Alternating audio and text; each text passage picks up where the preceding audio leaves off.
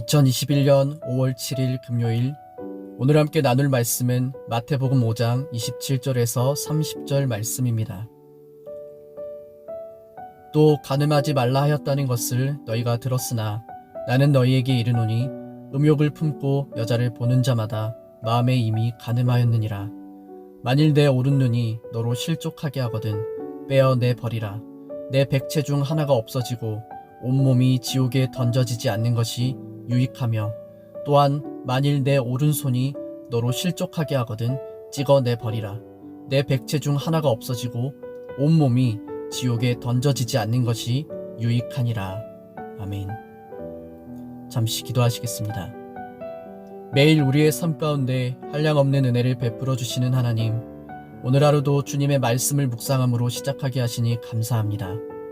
변함이 없으신 하나님 아버지의 신실하심에 우리의 모든 소망을 두고 우리들의 모든 걱정, 근심을 주께 맡기고 나아갑니다. 우리에게 지혜를 주셔서 모든 상황 속에서 하나님께서 기뻐하실 믿음의 선택으로 살아갈 수 있게 하여 주옵소서. 예수님의 이름으로 기도드립니다. 아멘.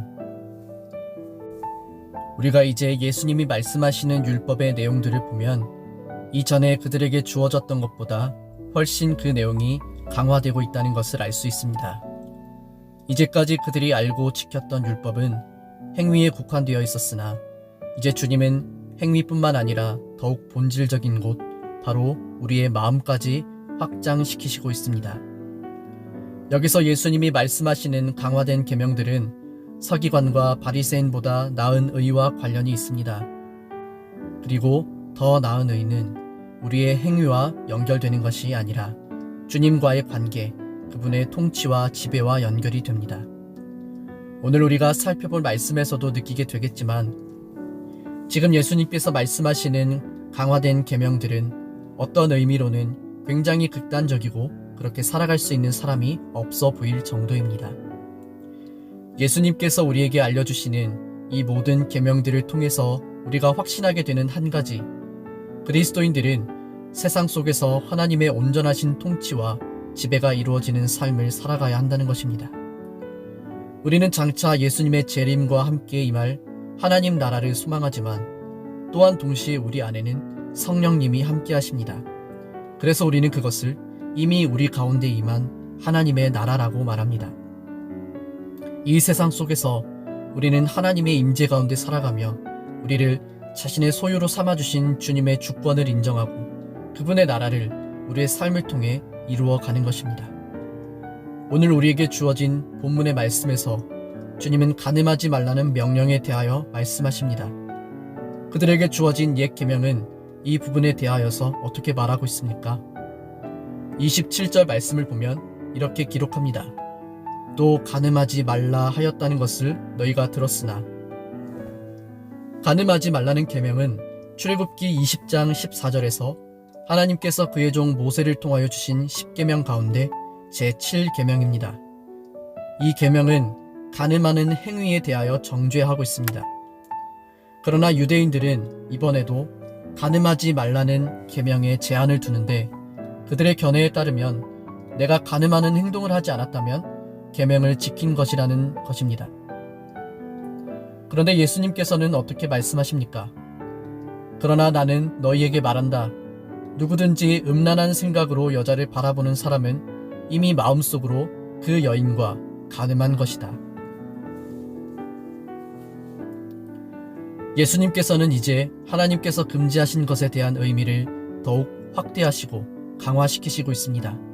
살인하지 말라는 명령에 우리 마음속 분노와 형제와 자매를 향한 시기, 질투 등이 포함되어 있듯이 간음하지 말라는 명령에는 음욕을 품고 보는 것과 상상하는 것도 포함되어 있는 것입니다.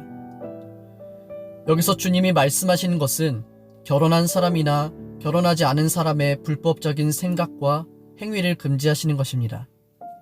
예수님께서는 그저 우리가 이성을 바라보는 것 그 자체를 금지하신 것이 아닙니다. 그냥 보는 것과 대상을 향한 음욕을 품고 바라보는 것에는 엄밀한 차이가 있습니다. 또한 이것은 남자와 여자 모두에게 해당되는 것입니다.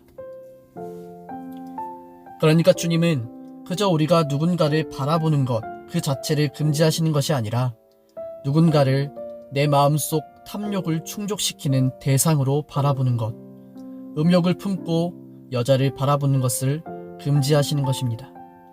주님은 이제 우리 눈과 마음의 관계에 대해서 설명하시며 그것이 간음하지 말라는 더욱 강화된 명령과 어떤 관계가 있는지를 설명하여 주십니다. 만일 내 오른쪽 눈이 죄를 짓게 하거든 그 눈을 빼어 던져버려라. 내 몸 전체가 지옥에 던져지는 것보다 신체 중 하나를 잃는 것이 낫다.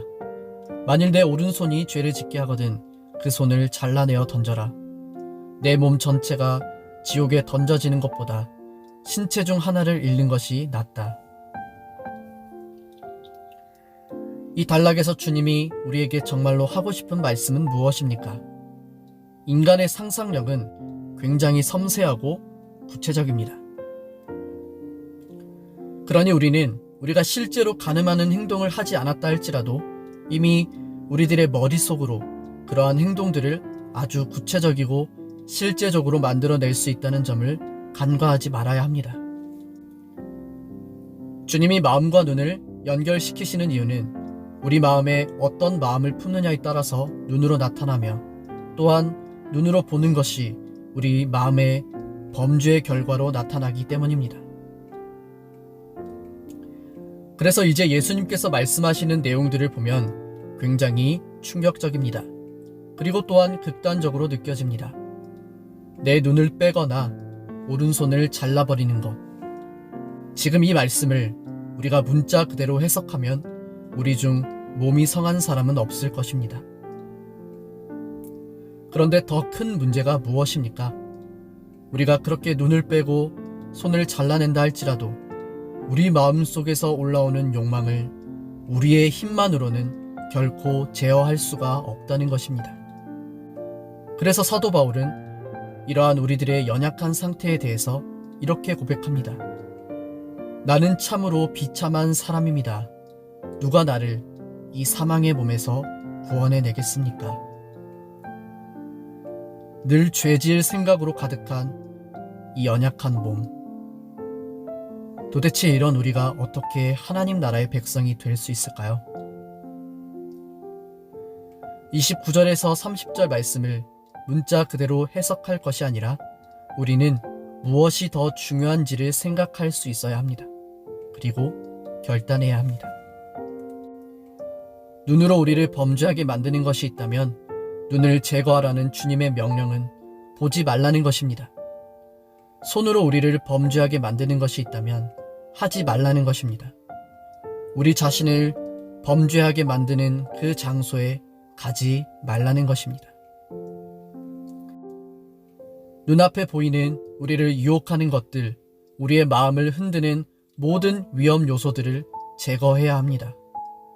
무엇이 우리의 눈으로 하여금 죄를 짓게 합니까?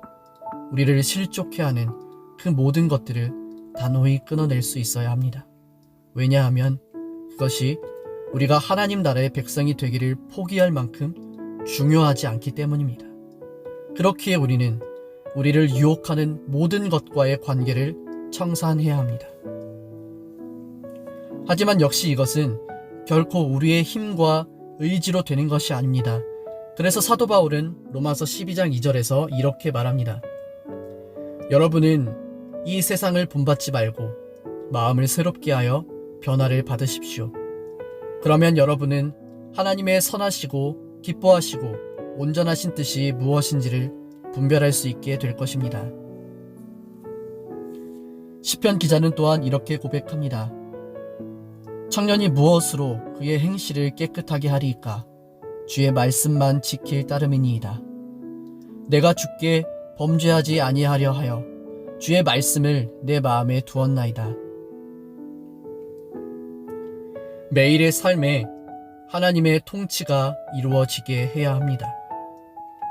우리의 마음의 욕망을 비우고 그 자리에 주님의 말씀을 두어야 합니다.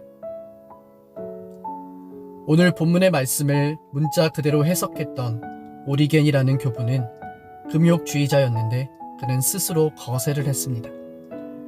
이와 마찬가지로 중세시대의 어느 수도승들은 이 말씀을 극단적으로 해석하여 욕망이 올라올 때마다 날카로운 송곳으로 자신의 허벅지를 찔러 억제했다고 합니다. 욕망을 끊어내는 과정이 얼마나 힘들고 어려운 것인지 사실 우리도 너무나 잘 알고 있지 않습니까? 그러므로 우리의 힘과 의지로 이루어낼 수 없는 이 영역에 하나님의 은혜와 통치, 지배가 필요합니다. 그래서 사도 바울은 우리가 매일 하나님의 말씀 앞에 마주하는 것이 필요하고 그 말씀으로 우리 자신을 새롭게 하는 과정을 거쳐야 한다고 말하는 것입니다. 갈라디아서 5장 24절 말씀에 그리스도 예수의 사람들은 육체와 함께 그 정욕과 탐심을 십자가에 못 박았느니라 고 말씀하고 있습니다. 매일 우리 자신을 말씀 앞에 비추어 드러나는 우리 마음속 정욕과 탐심을 십자가에 못 박는 것이 필요합니다. 나의 죽음과 함께 내 욕망과 탐심도 함께 죽는 것입니다. 이런 과정을 지나 우리는 더 나은 의가 되시는 예수 그리스도의 은혜 가운데 살아갈 수 있게 됩니다. 우리가 이런 삶을 살아가게 된다면 세상은 또한 우리를 이해하지 못할 것입니다. 세상 속에서 순결하고 정결한 삶을 살아가기 위해서 우리를 얼마든지 죄 짓게 만들 수 있는 세상의 문화들을 거부한다면 그들은 우리를 무지하고 융통성도 없는 사람으로 여길 것입니다. 엄밀히 따지자면 우리는 우리들의 마음의 정결함을 지키기 위해 세상의 문화에 대하여 눈을 제거하고 손과 발을 제거하는 것입니다. 그러나 주님은 이 단락에서 마지막으로 말씀하십니다. 그렇게 될지라도 내 지체 중 하나를 잃는 것이 내 온몸이 지옥에 던져지는 것보다 더 나으니라. 존 스토트의 산상순을 보면 그는 이 부분을 이렇게 설명합니다. 유혹이 너희의 눈, 너희가 보는 대상들을 통해서 오기 때문에 눈이 너희로 죄를 짓게 한다면 너희의 눈을 빼버리라. 즉 보지 말라. 마치 너희가 실제로 너희 눈을 빼서 내어버린 것처럼. 그래서 지금은 소경이 되었고 그래서 전에 너희로 죄를 짓도록 만들었던 대상들을 볼 수 없게 된 것처럼 행동하라. 또한 유혹이 너희의 손, 너희가 하는 일, 혹은 너희의 발, 너희가 방문하는 곳을 통해 오기 때문에 너희의 손이나 발이 너희로 죄를 짓게 한다면 그것을 잘라내버려라. 그래서 지금은 불구자가 되어서 전에 너희로 죄를 짓게 만들던 일을 하거나 그 장소에 갈 수 없게 된 것처럼 행동하라. 사랑하는 여러분, 이 욕망의 문제는 생각보다 가까이서 우리를 괴롭게 하고 힘들게 합니다. 비단 간음의 문제만이 아니라 우리를 넘어뜨리는 많은 욕망의 문제들 앞에서 오늘 우리가 내려야 할 결단은 무엇입니까? 그것들과의 관계를 끊어내고 청산해야 한다는 것입니다. 무엇이 더 중요합니까? 이 땅에서 잠시 즐기는 쾌락의 삶보다 더 중요한 것은 우리 영혼의 구원입니다. 그러므로 오늘 하루도 우리의 마음이 온전히 하나님의 통치 가운데 있기를 소망합니다.